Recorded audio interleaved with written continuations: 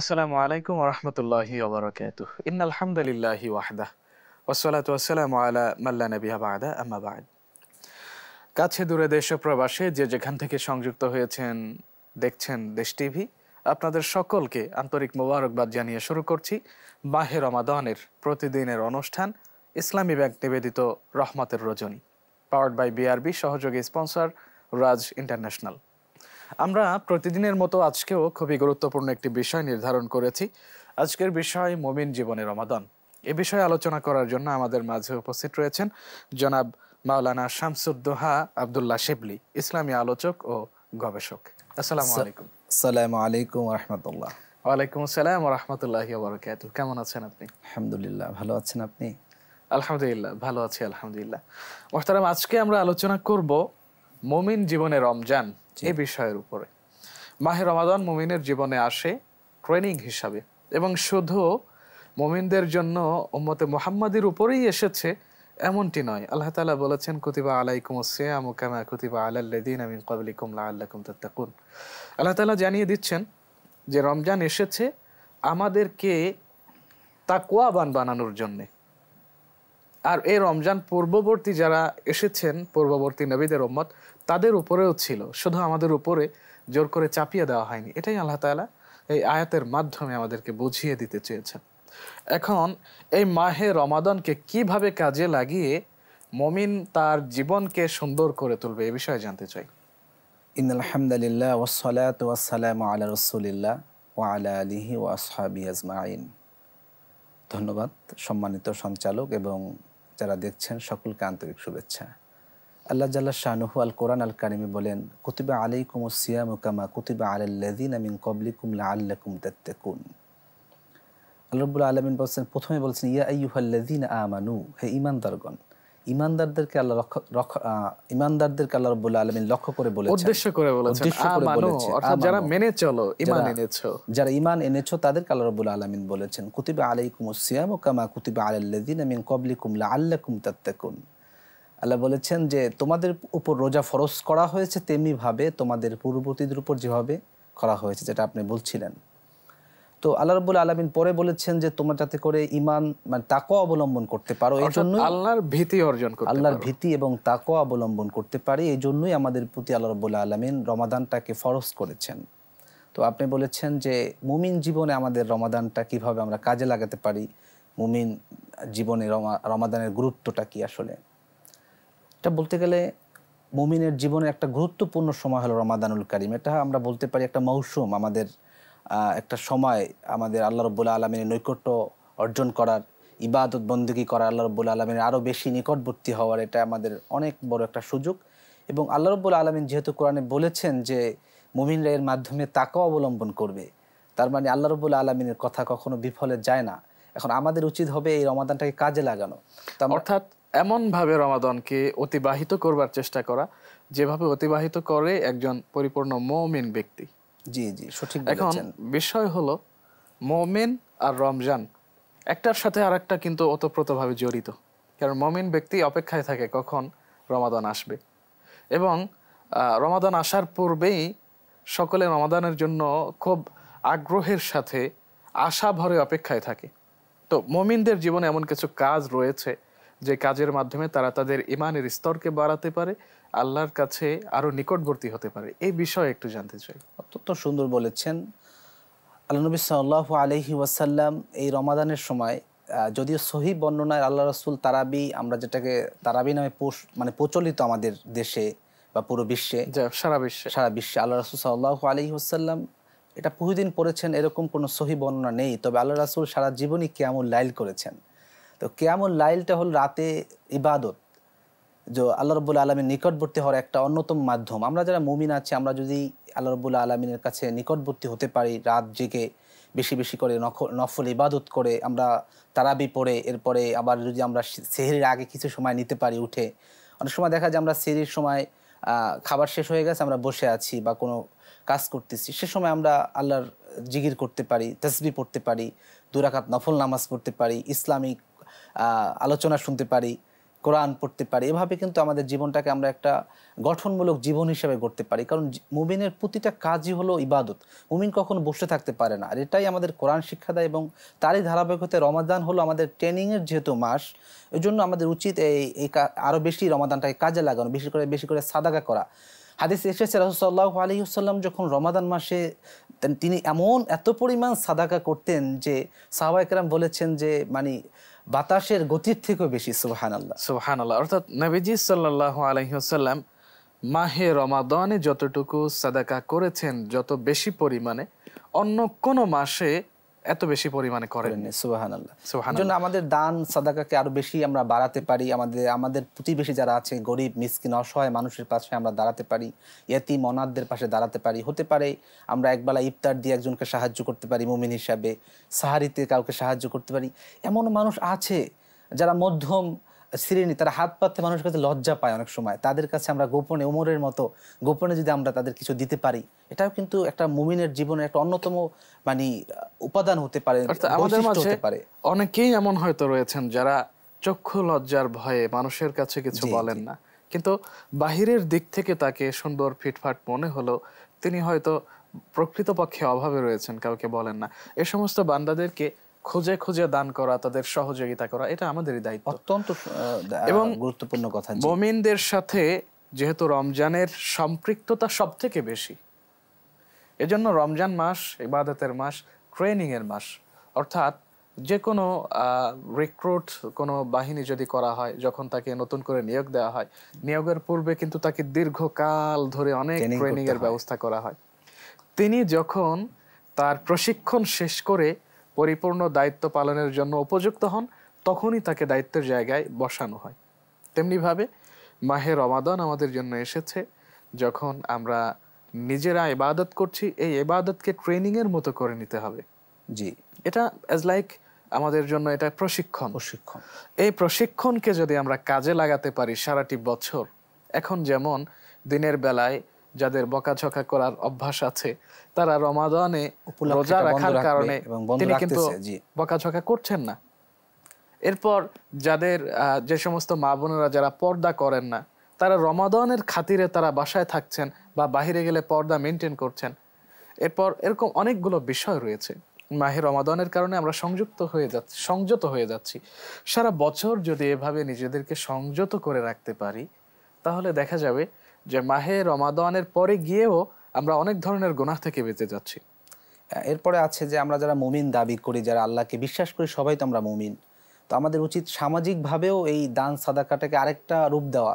কয়েকজন মিলে আমরা ইফতারের আয়োজন করতে পারি, এগুলো করা যেতে পারে। এরপরে আরও বেশি সংযুক্ত হওয়া। আমাদের ব্যবসা বাণিজ্য আমরা যা করতেছি, আমাদের যারা করি, ব্যবসার সাথে যুক্ত আছি, ভাইদের যারা দর্শক আছেন, তাদেরকে বলতে চাই আমাদের উচিত আল্লাহকে ভয় করা। আল্লাহ রাব্বুল আলামিন কোরআনেই বলছেন যে আমাদের জন্য আল্লাহ রাব্বুল আলামিন ব্যবসাকে হালাল বাইয়া ওয়া হারামার রিবা, ব্যবসাকে হালাল করেছেন হালাল এবং সুদকে করেছেন হারাম। ইন্টারেস্ট যেটা বলা হয়, এখন তো সুদের ইংলিশ হচ্ছে ইন্টারেস্ট। এই ইন্টারেস্ট বলে আমরা অনেককেই দেখি যে তারা নগদ টাকা দিয়ে এরপর উঠতি টাকা সুদ নিচ্ছেন, মুখে বলছেন ইন্টারেস্ট, যে বলছেন যে সুদ হারাম, ইন্টারেস্ট সমস্যা না, এমন ধরনের কথা অনেকে বলে সুদকেই ভিন্ন নাম দিয়ে গ্রহণ করছেন। এটার ফলাফল তো এটা আল্লাহ খুবই খারাপ। সে জবানায় যে মদকে অন্য নামে মানুষ হারামকে হারাম জানবে না, হারামকে অন্য নামে প্রচার করবে। যাই হোক, আমাদের যেটা বলতেছিলাম যে আমরা সামাজিকভাবে এটা করতে পারি। এরপরে আমরা যারা ব্যবসা করতেছেন, ওনাদের উচিত এটাকে হালাল পন্থা, রাসূল সাল্লাল্লাহু আলাইহি সাল্লামের সুন্নাহ ব্যবসা, এটাকে যাতে করে দুর্নীতি না করা, মানুষের সাথে মানে এটার দামটা যথাযথ রাখা, এগুলো করা দরকার। যেহেতু মাহে রমাদান, এখন কিন্তু দ্রব্যমূল্যের বাজার খুব চড়া বাজার, ঊর্ধ্বগতি। মুমিন যারা, তারা বাজারে সিন্ডিকেট করবে না, এটা উচিত। মুমিন যারা, তারা মানুষকে বিপাকে ফেলে পণ্যের মূল্য বাড়িয়ে দেবে না। মোহতারাম, চমৎকার আলোচনা করছিলেন, আমরা আরো আলোচনা শুনবো ইনশাআল্লাহ। সম্মানিত দর্শক মন্ডলী, আপনারা দেখছেন দেশ টিভি। এই মুহূর্তে আমরা আছি ইসলামী ব্যাংক নিবেদিত রহমতের রজনী, পাওয়ার্ড বাই বিআরবি, সহযোগী স্পন্সর রাজ ইন্টারন্যাশনাল। দিনই এই অনুষ্ঠানে আমরা বিভিন্ন বিষয় সম্পর্কে আলোচনা করেছি, তারই ধারাবাহিকতায় আজ আলোচনা করছি মুমিন জীবনের রমজান সম্পর্কে। আলোচনা করতে করতে আমরা বিরতির কাছাকাছি সময়ে চলে এসেছি। বিরতির জন্য বিদায় নিতে হচ্ছে। কোথাও যাবেন না, সঙ্গেই থাকুন। ফিরছি কিছুক্ষণের মধ্যেই। আল্লাহু আল্লাহ, আল্লাহু আল্লাহ। বিরতির পর আবারও ফিরে এলাম প্রিয় চ্যানেল দেশ টিভির পর্দায়। আপনারা দেখছেন ইসলামী ব্যাংক নিবেদিত রহমতের রজনী, পাওয়ার্ড বাই বিআরবি, সহযোগী স্পন্সর রাজ ইন্টারন্যাশনাল। আমরা বিরতির পূর্বে আলোচনা করছিলাম মুমিন জীবনের রমজানের সম্পর্কে। মোহতারাম, আমরা বিরতির পূর্বে যে কথাটি বলছিলাম, যারা মুমিন তারা বাজারে সিন্ডিকেট তৈরি করবে না। বাজারে রমজান আসলে তারা মূল্য ছাড় দিবে, এবং যেহেতু রমজান মাস সওয়াবের মাস, তারা সওয়াবের উদ্দেশ্যে রোজাদারদের যেন পণ্য ক্রয় বিক্রয় সহজ হয়, তারা এই বিষয়টি লক্ষ্য রাখবে। কিন্তু বর্তমানে আমরা দেখতে পাচ্ছি যে এক শ্রেণীর রোজাদার আছেন যারা রোজাও রাখছেন, আবার ইসলাম বিরোধী কর্মের সাথে সম্পৃক্ত আছেন। তারা কিভাবে এই অনৈতিক কর্ম থেকে বের হয়ে আসতে পারেন এবং পরিপূর্ণভাবে দিন পালনে উদ্বুদ্ধ হতে পারেন, আপনি কি নির্দেশনা দিবেন? অত্যন্ত সুন্দর কথা বলেছেন। আমাদের উচিত আল্লাহ রাব্বুল আলামিনকে ভয় করা, ওয়াত্তাকুল্লাহ। যদি আমরা আল্লাহকে ভয় করি তাহলে পৃথিবীর শত কষ্ট দুঃখ যার ভিতরে আমরা থাকি না কেন, যত প্রকার আমরা সমস্যার মধ্যে থাকি না কেন, আল্লাহ আমাদেরকে সাহায্য করবেন, এটা এক কথা। আর দুই নম্বর হলো, যখন আমরা আল্লাহকে ভয় করব তখন যত প্রকার গুনাহ, লোভ, লালসা আমাদের হাতছানি দিবে, তখনই কিন্তু আমরা আল্লাহর কথা মনে করে আমরা এটা থেকে ফিরে আসতে পারি। এই জন্য যারা এটা করতেছেন তাদের উদ্দেশ্যে আমরা বলতে পারি যে আল্লাহকে ভয় করুন। আর বলতেছিলেন যে মুমিন জীবনে রমাদান, আমাদের উচিত মুমিনের একমাত্র পাওয়াই হল আল্লাহ রাব্বুল আলামিনের ভালোবাসা। কারণ আল্লাহ রাব্বুল আলামিন যাকে ভালোবাসেন তার পৃথিবীতে আর কোনো কষ্ট দুঃখ থাকতে পারে না। এই জন্য রমাদান আল্লাহ রাব্বুল আলামিনের নৈকট্য লাভের একটা অন্যতম মাস। আমরা যদি রাতের বেলায় দু চোখের পানি ফেলতে পারি, আল্লাহ রাব্বুল আলামিনের দরবারে চাইতে পারি, তো আল্লাহ রাব্বুল আলামিনের কিন্তু আমরা তার নৈকট্য লাভ করতে পারবো। এবং আল্লাহ রাব্বুল আলামিন বলেন, কুল ইয়া ইবাদিয়াল্লাযিনা আশরাফু আলা আবদিহি লা তাকনাতু মির রাহমাতিল্লাহ। অনেকে এমন আছে যারা পুরো 11টি মাস নামাজ পড়েননি, এখন পড়েন, সমস্যা নাই, আলহামদুলিল্লাহ। অনেকেই তো অনেক পাপ করেছেন, খারাপ কাজ করেছেন। আল্লাহ বলছে, কুল ইয়া ইবাদিয়াল্লাযিনা আশরাফু আলা আবদিহি লা তাকনাতু মির রাহমাতিল্লাহ। হে রাসূল, আমার বান্দাদেরকে বলেন তারা যাতে করে আমার রহমত থেকে নিরাশ না হয়। আমরা নিরাশ হব না, আমরা পাপ করব, এরপর আল্লাহ রাব্বুল আলামিনের কাছে আমরা ধন্না দিব। তবে যদি মানুষের হক আমরা আদায় করতে না পারি, মানুষের হকটা কিন্তু আল্লাহ রাব্বুল আলামিন আমাদের মানুষের হক মানুষের প্রতি ছেড়ে দিয়েছেন। কিয়ামতের দিন আমি যদি আপনাকে কষ্ট দেই, সম্মানিত উপস্থাপক, আল্লাহ রাব্বুল আলামিন আপনার কাছেই আমাকে দ্বারস্থ করবেন, আমাকে আপনার কাছে যেতে হবে। একজন রোজাদার সে আরেকজন রোজাদারকে যখন কষ্ট দিবে, কিয়ামতের দিন তো আল্লাহ বলবে তুমি তো এই কাজটা করেছো। এই জন্য আল্লাহকে ভয় করা দরকার, আল্লাহর নৈকট্য লাভ করা দরকার। অন্যদিকে আল্লাহ রাব্বুল আলামিন বলছেন, ইয়া আইয়ুহাল্লাযিনা আমানু তুবু ইলাল্লাহি তাওবাতান নাসুহা আসা রাব্বুকুম। আল্লাহ রাব্বুল আলামিন বলেছে, ইয়া আইয়ুহাল্লাযিনা আমানু, হে ঈমানদারগণ, তুবু ইলাল্লাহি তাওবাতান নাসুহা, এমন তওবা করবে জীবনে আর কখনোই তুমি এই তওবা মানে এই পথে আর যাবে না। আমরা যারা ভুল করেছি, জি নাসুহা সহি তওবা, জি জি একবার আল্লাহর কাছে ক্ষমা প্রার্থনা করে ফিরে এসেছি, ফিরে আসার পরে দ্বিতীয়বার আর করব না। আমি সারা জীবন বেপরদায় ছিলাম, কিন্তু আমি আল্লাহর কাছে ফিরে আসলাম। আল্লাহ বলে, আসছো, আলহামদুলিল্লাহ। আল্লাহ আমাকে চায়, এটাই চায়। আল্লাহ চায় বান্দা যতই দূরে যাক না কেন আল্লাহ রাব্বুল আলামিনের কাছে আসুক।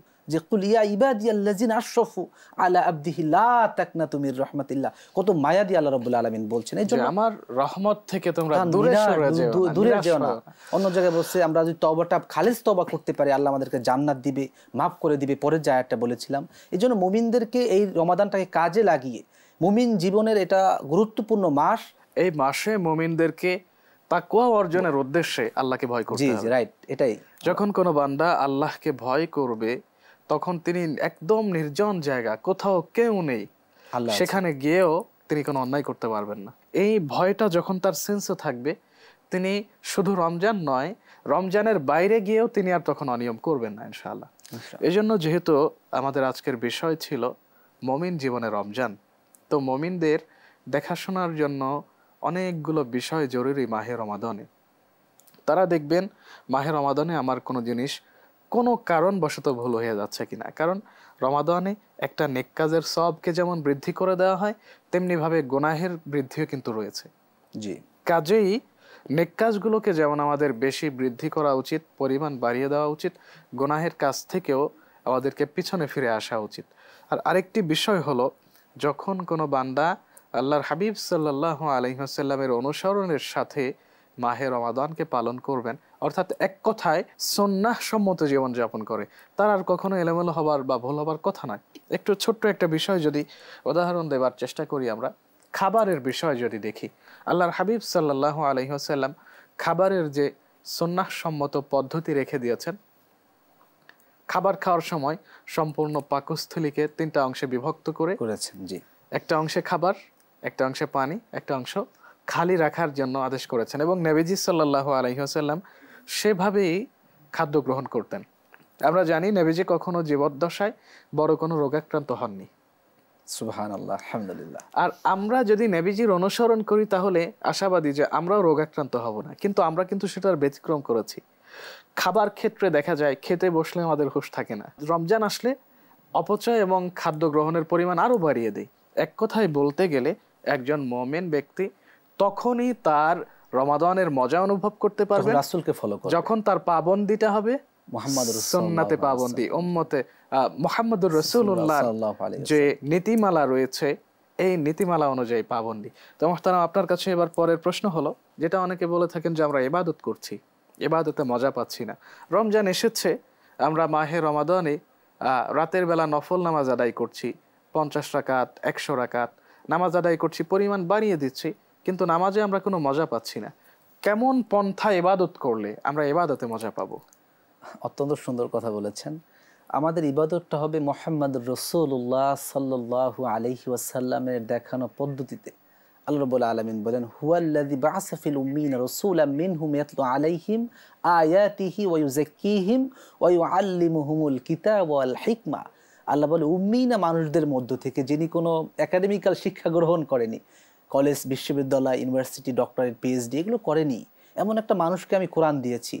এটার একটা হিকমা আছে, এটা আমরা অন্যদিন ইনশাআল্লাহ বলবো। তো আল্লাহ রাসূল এই যে আমাদের আল্লাহ তাকে কোরআন দিলেন এবং বলছেন ইয়াতলু আলাইহিম আয়াতিহি, তার কাজ হলো কোরআনের তেলাওয়াত করা, ওই জাক্কিহিম, তোমাদেরকে পবিত্র করা, ওই আল্লিমুহুমুল কিতাব ওয়াল হিকমা। এই কিতাব দ্বারা বোঝানো হয়েছে পৃথিবীর সকল জ্ঞান, আর হিকমা হলো আল্লাহ রাসূল সাল্লাল্লাহু আলাইহি সাল্লাম উইজডম, উনি যে আমাদের হিকমা শিক্ষা দিয়েছেন। তো ইবাদতের সকল পন্থা, পদ্ধতি, অনুসরণ সব হবে মুহাম্মদুর রাসূলুল্লাহ সাল্লাল্লাহু আলাইহি ওয়াসাল্লামের। এজন্য একজন মুমিন সকল ইবাদতের সকল ক্ষেত্রে রাসূল সাল্লাল্লাহু আলাইহি ওয়াসাল্লামের সাল্লাল্লাহু আলাইহি ওয়াসাল্লামকে একজন মুমিন সর্বক্ষেত্রে ফলো করবে। ধন্যবাদ আপনাকে মুহতারাম চমৎকার আলোচনার জন্য। সম্মানিত দর্শক মণ্ডলী, আমরা এতক্ষণ শুনছিলাম মুমিন জীবনে রমজান এ বিষয়ের উপরে আলোচনা। আপনারা দেখছেন এতক্ষণ ধরে ইসলামী ব্যাংক নিবেদিত রহমতের রজনী, পাওয়ার্ড বাই বিআরবি, সহযোগী স্পন্সর রাজ ইন্টারন্যাশনাল। দেখতে দেখতে কিন্তু আমরা চলে এসেছি অনুষ্ঠানের একদমই শেষ প্রান্তে। আমাদেরকে আজকের মতো বিদায় নিতে হবে। আগামীকাল আবারও একই সময়ে দেশ টিভির পর্দায় আপনাদের সাথে দেখা হবে ইনশাআল্লাহ তাআলা। আল্লাহ রাব্বুল আলামিন সকলকে ভালো রাখুন, সুস্থতার সাথে রাখুন। বিদায় নিচ্ছি এবং আগামী পর্ব দেখার আমন্ত্রণ জানাচ্ছি। আসসালামু আলাইকুম ওয়া রাহমাতুল্লাহি ওয়া বারাকাতুহু।